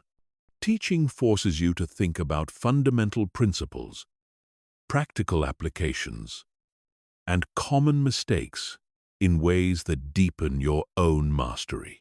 But teaching also creates feedback loops that accelerate your learning. Students ask questions you hadn't considered. They make mistakes that reveal flaws in your explanations. They apply your teachings in ways you hadn't imagined. This feedback improves your understanding and forces you to refine your knowledge continuously. The mastery mindset involves looking for opportunities to teach everything you're learning, even if you're still a beginner. This might mean writing about your learning process, creating content that shares your insights, mentoring people who are behind you in the journey, or simply explaining concepts to friends and colleagues. Mastery Principle 5. The Evolution Anticipation Strategy. The biggest threat to sustained success is obsolescence. The skills, methods, and knowledge that made you successful today might be irrelevant in 5 years. The mastery mindset involves constantly anticipating how your field is changing and positioning yourself ahead of those changes rather than reacting to them after they happen. This means studying trends, technologies, and innovations that might disrupt your industry. This means developing skills that will be valuable in the future, even if they're not essential today. This means building relationships with people who are creating the future rather than just people who are successful in the present. The psychological challenge of evolution anticipation is that it requires investing time and energy in areas that might not pay off immediately. You're learning skills you don't need yet. building relationships with people who aren't influential yet, and preparing for changes that might not happen for years. This long-term thinking is what separates permanent dominance from temporary success. The integration protocol combines all 5 mastery principles into a comprehensive mindset that makes continuous growth inevitable. You maintain beginner's mind regardless of expertise. You integrate failure as learning rather than avoiding it. You create compound learning effects across multiple domains. You teach to accelerate your own learning. You anticipate evolution rather than reacting to it. The result is a mindset that makes sustained success inevitable rather than accidental. While others plateau after initial success, you continue growing. While they become obsolete, you evolve. While they defend past achievements, you create future opportunities. You don't just achieve mastery once, you make mastery a continuous process that never ends. Chapter 14. The systematic automation revolution that makes your success machine run without you. The ultimate productivity achievement isn't working harder or even working smarter. It's creating systems that produce results without requiring your constant attention and effort. The people who build lasting wealth, influence, and impact understand that personal productivity has limits, but systematic productivity is unlimited. They don't just optimize their own performance. They create machines that amplify their efforts exponentially. This isn't about technology automation, although technology plays a role. This is about systematic automation, creating processes, teams, and systems that handle the routine aspects of your work, so you can focus on the strategic and creative aspects that only you can do. It's about building what I call a success machine that operates according to your standards and vision, even when you're not directly involved. The psychological shift required for systematic automation is moving from being a player in your own game to being the architect of the game itself. Instead of trying to do everything better, you're trying to create systems that do most things without you. Instead of being irreplaceable, you're making yourself strategically replaceable in operational tasks, so you can focus on activities that create exponential rather than linear results. Automation Layer 1. The Decision-Making Framework Distribution System. Most entrepreneurs and high performers become bottlenecks in their own success because they try to make every decision personally. They can't scale beyond their own decision-making capacity, which means their growth is limited by their availability and attention. The solution is creating decision-making frameworks that allow other people to make decisions that align with your standards and objectives. This involves documenting your decision-making process for different categories of situations, then training other people to apply those frameworks independently. Instead of making every hiring decision yourself, you create criteria and processes that allow others to make hiring decisions that meet your standards. Instead of approving every expense personally, you create spending guidelines that allow others to make financial decisions within your parameters. The key is starting with small, low-risk decisions and gradually expanding the scope as people demonstrate competence with your frameworks. You're not giving up control. You're multiplying your decision-making capacity by teaching others to think like you in specific situations. Automation Layer 2. The Standard Operating Procedure Revolution. Most people keep their best practices in their heads, which means those practices die when they're not personally involved. The systematic automation approach involves documenting every effective process so it can be replicated by others without requiring your direct supervision. This means creating step-by-step procedures for every important task in your business or career. How to handle customer service issues. How to create content that meets your quality standards. How to manage projects from start to finish. How to conduct meetings that produce decisions and action items.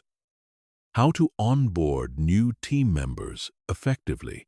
The documentation process itself improves your own performance because it forces you to think systematically about what actually works versus what you think works.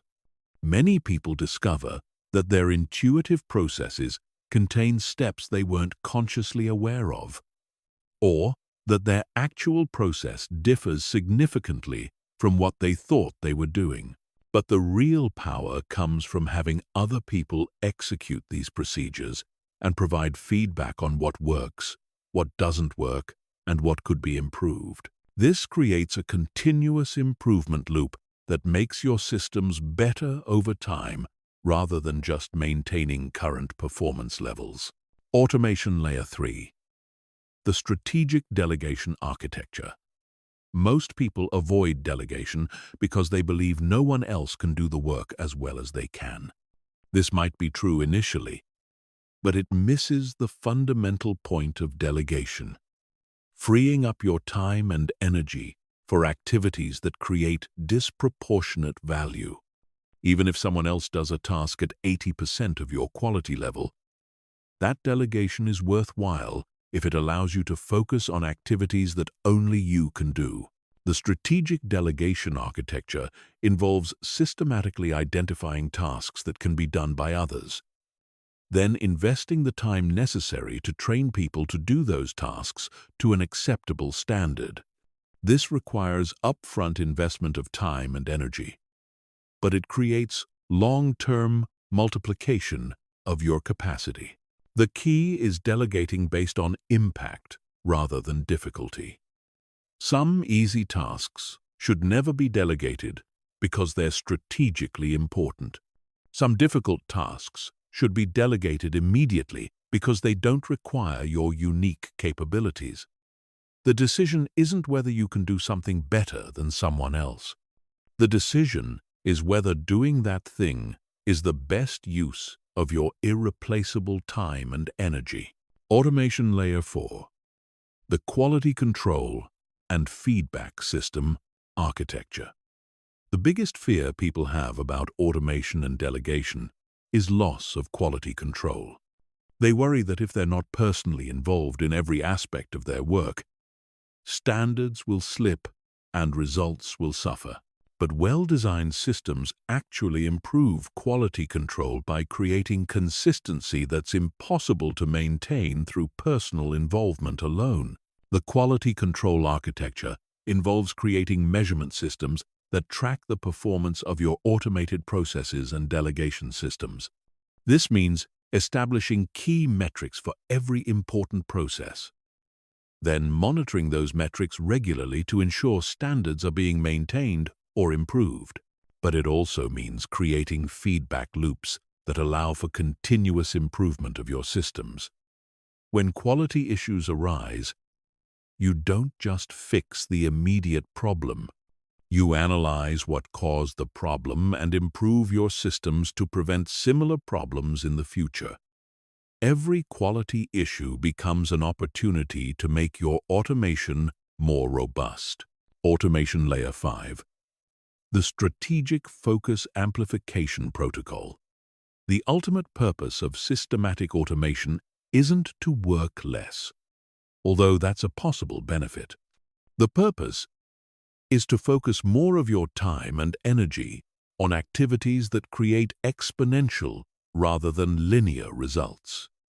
Every task you automate or delegate should free up capacity for higher leverage activities. This means systematically identifying the 20% of your activities that create 80% of your results, then automating or delegating everything else so you can spend more time on that critical 20%. But it also means continuously raising your standards for what qualifies as high-leverage activity.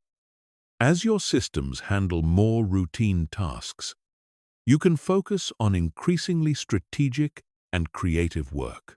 The Strategic Focus Amplification Protocol involves regular analysis of how you're spending your time, identification of activities that could be systematized, and continuous investment in building systems that handle those activities.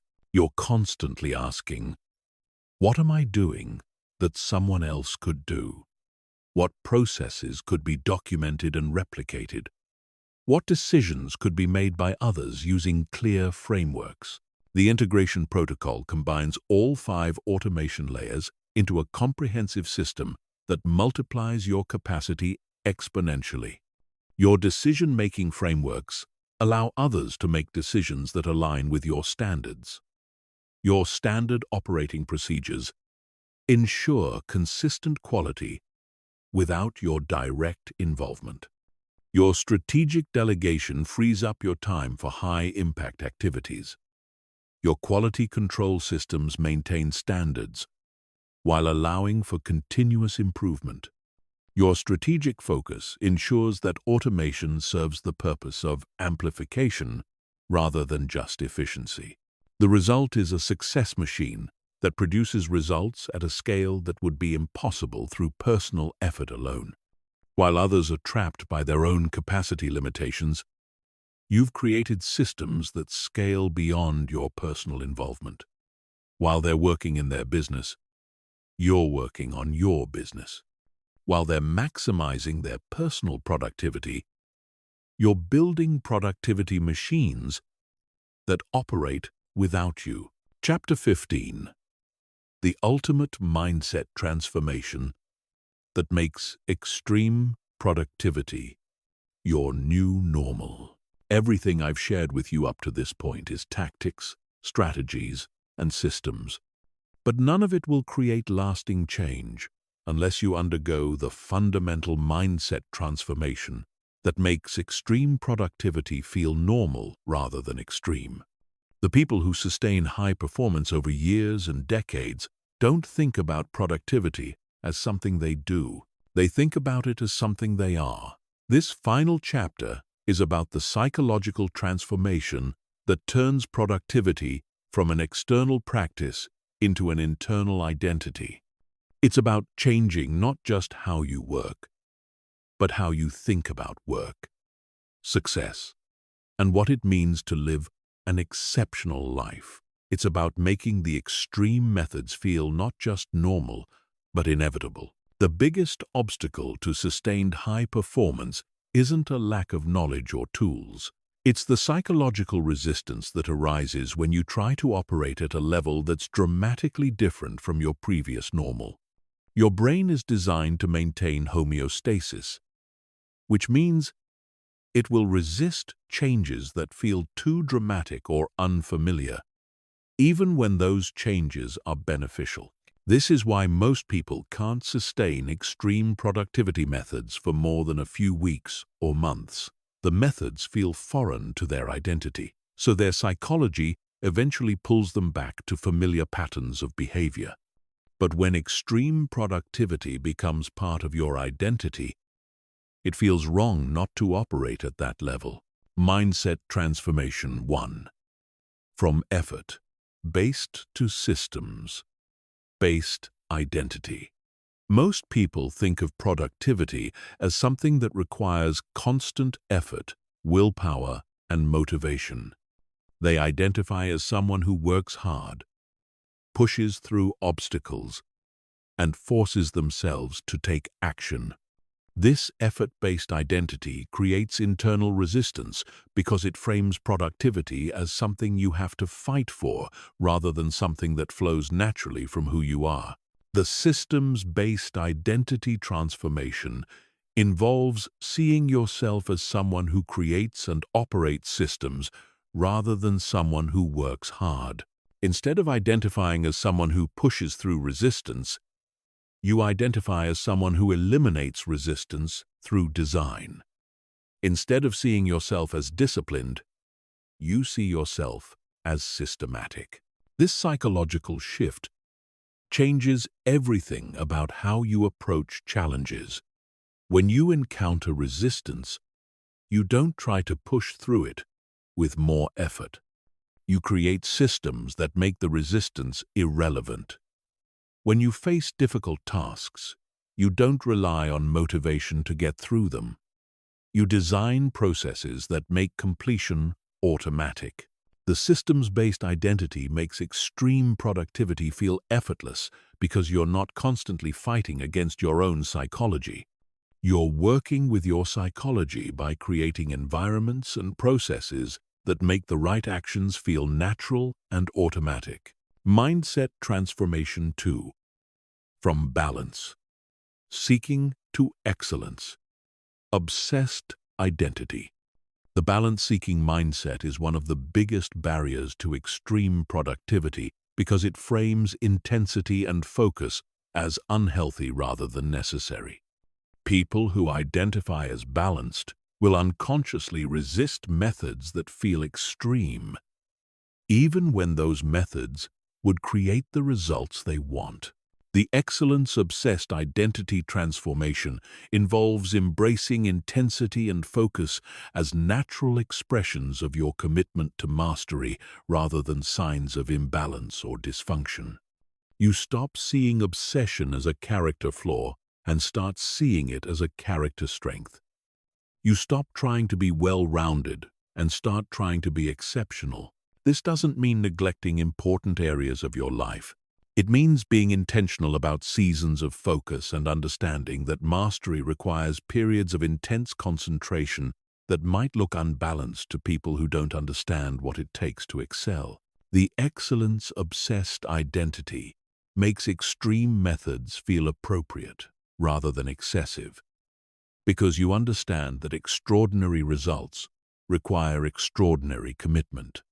You're not trying to maintain work-life balance. You're trying to create work-life excellence by being fully present and committed to whatever you're focusing on in each season of your life. Mindset transformation 3. From comfort, seeking to growth.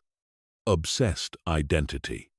The comfort-seeking mindset treats discomfort, difficulty, and challenge as problems to be avoided or minimized. People with this identity will unconsciously choose easier paths, avoid difficult conversations, and resist situations that feel uncertain or challenging. The growth-obsessed identity transformation involves reframing discomfort as a signal that you're moving in the right direction rather than a warning that something is wrong.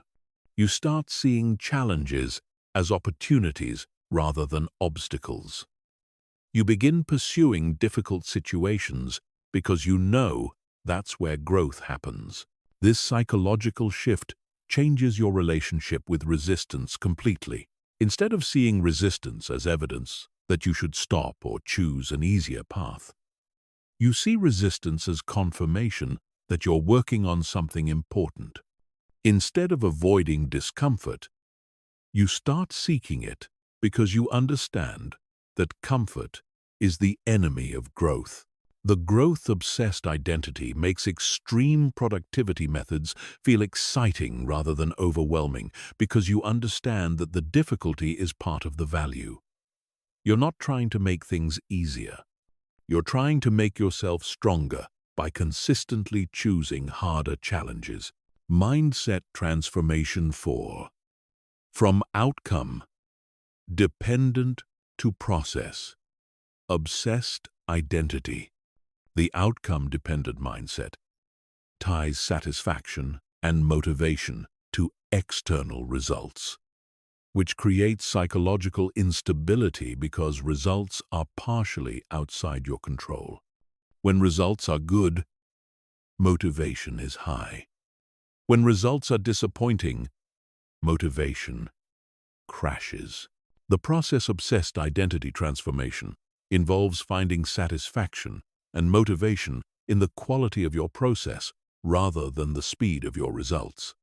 You become obsessed with executing your systems consistently, rather than achieving specific outcomes on specific timelines. This doesn't mean you don't care about results. It means you understand that sustainable results come from sustainable processes, and that focusing on process quality creates better outcomes than focusing on outcome timing. You trust that consistent execution of effective processes will create the results you want, even if the timing is different than you originally planned. The process-obsessed identity makes extreme productivity sustainable because your satisfaction comes from the work itself rather than external validation or immediate results. You can maintain intensity and focus for extended periods because you're not dependent on external feedback to maintain motivation. Mindset Transformation 5. From individual to systematic legacy identity. The individual mindset focuses on personal achievement and personal recognition. The systematic legacy mindset focuses on creating systems and knowledge that can benefit others and continue producing value beyond your personal involvement. This transformation involves seeing your productivity methods not just as tools for personal success, but as systems that can be shared, taught, and replicated by others. You become obsessed with documenting your processes, teaching your methods, and creating value that extends beyond your personal achievements. The systematic legacy identity makes extreme productivity feel meaningful rather than selfish because you understand that your commitment to excellence creates value for others, not just yourself. You're not just trying to achieve personal success. You're trying to create systems and insights that can help others achieve success as well. The integration protocol combines all 5 mindset transformations into a comprehensive psychological shift that makes extreme productivity feel natural rather than forced. You think in systems rather than effort. You pursue excellence rather than balance. You seek growth rather than comfort. You focus on process rather than outcomes. You create legacy rather than just personal achievement. The result is a mindset that makes everything you've learned in this training feel not just possible, but inevitable. The extreme methods don't feel extreme anymore because they align with who you've become. The intensive focus doesn't feel difficult because it expresses your natural obsession with excellence. The systematic approach doesn't feel complicated because you think systematically about everything. You don't have to force yourself to be productive because productivity has become part of your identity. You don't have to fight resistance because you've created systems that eliminate resistance. You don't have to maintain motivation because you're motivated by the process itself rather than external results. This is how productivity becomes illegal, not because you're breaking any laws, but because your level of performance becomes so far beyond what most people consider possible that it seems like you must be cheating the system. You're not cheating. You're just operating from a completely different psychological framework that makes extreme performance feel normal. The choice is yours. You can go back to average methods and average results, or you can commit to the mindset transformation that makes extreme productivity your new normal. You can stay comfortable with mediocrity, or you can become obsessed with excellence. You can maintain balance and limit your potential, or you can embrace intensity and discover what you're truly capable of achieving. The people who change the world don't do it by being balanced. They do it by being obsessed. The question isn't whether you're capable of this level of productivity. The question is whether you're willing to become the kind of person who operates at this level naturally. Your productivity doesn't have to feel illegal. It just has to feel inevitable.